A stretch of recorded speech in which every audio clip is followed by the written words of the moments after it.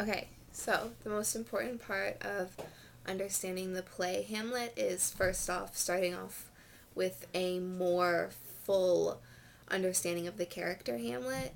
There are two parts to this.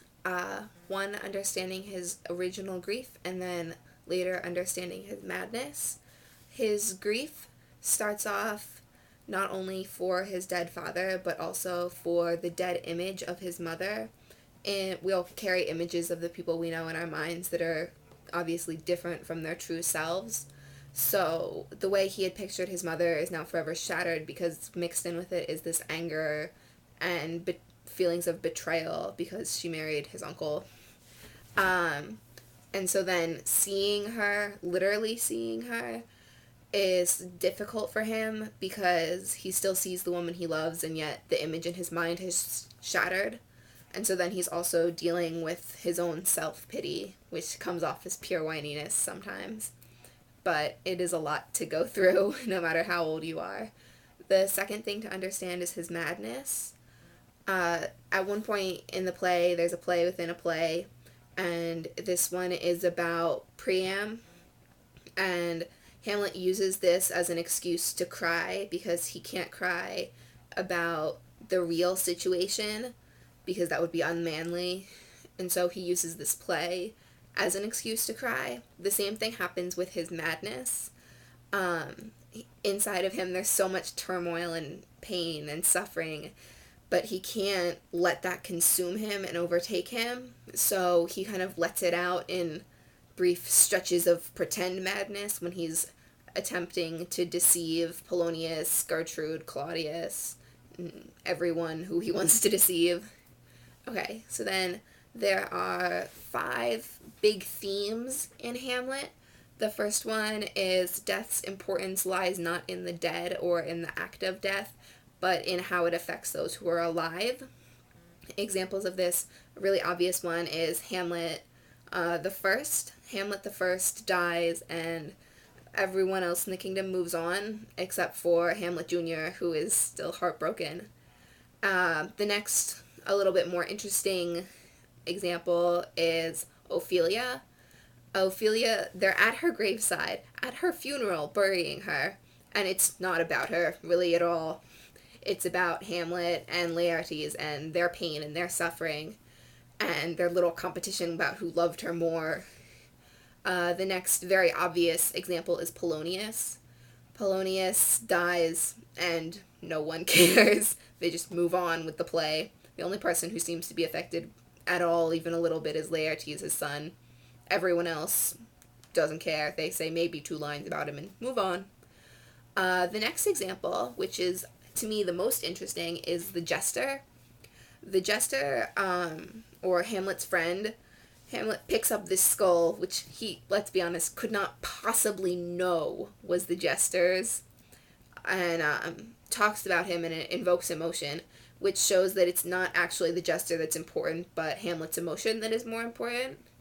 The second theme is deterioration of the self, which is shown quite obviously in both Ophelia and Hamlet. Ophelia defined herself as a daughter and, more importantly, the lover of Hamlet. So when she started to disobey her father, and then on top of that, Hamlet claimed not to love her, it drove her absolutely insane. And that destruction of self is actually what killed her. And so then the next example is Hamlet, and Hamlet has this image of himself and his life, and he's constantly in conflict trying to figure out what he should do, what actions he should make, and this kind of forces him to create and destroy himself. He's put into situations that he's never been put into before, and in order to find out what his actions should be, he has to create an entire new self, an idea of himself, and argue with his old self. And that's clearly very tough on him, which leads back to the madness, which I talked about earlier. The third theme is true loyalty and its values, and how important it is and what it's important to be loyal to. Obvious example of this is Rosencrantz and Guildenstern, who don't really seem to be overly loyal to anyone. They do whatever Claudius tells them. They spy. They also seem to be pretty chummy with Hamlet. They're just kind of random, and then they die. We could say that their lack of loyalty is what killed them. Then there's Horatio, who is steadfast through the entire play, a very good friend of Hamlet, does whatever he needs him to, is constantly there for him, and he's the only survivor. That should be noted. He's really the only important character who survives. Then Gertrude and Claudius, obviously, both their loyalty to themselves compared to their loyalty for Denmark and for the original Hamlet. And then there's this idea of Hamlet's loyalty. He's clearly very loyal to his family and his father, most importantly. But then there's this weird thing at the end, which he sets Fortinbras up as the leader of Denmark. Fortinbras, who's throughout the play seen as this bad guy coming to take over, Hamlet just puts him in charge, which kind of questions Hamlet's loyalty to Norway. Or it also could say that maybe Fortinbras, it would be a better leader for Norway, and Hamlet's able to see that than Claudius ever would be. The fourth theme is the more importance of internal conflict over external conflict. This is shown first through the setting, which starts off outside, literally, at the watch, and then moves inside, and most of the play takes place inside, including the climax at the end where everything happens, everyone dies, all of the most important plot things happen inside. And then there's also Hamlet and Laertes' fight. They do have a physical fencing match, but this is not nearly as important as their fight for forgiveness or fight for redemption,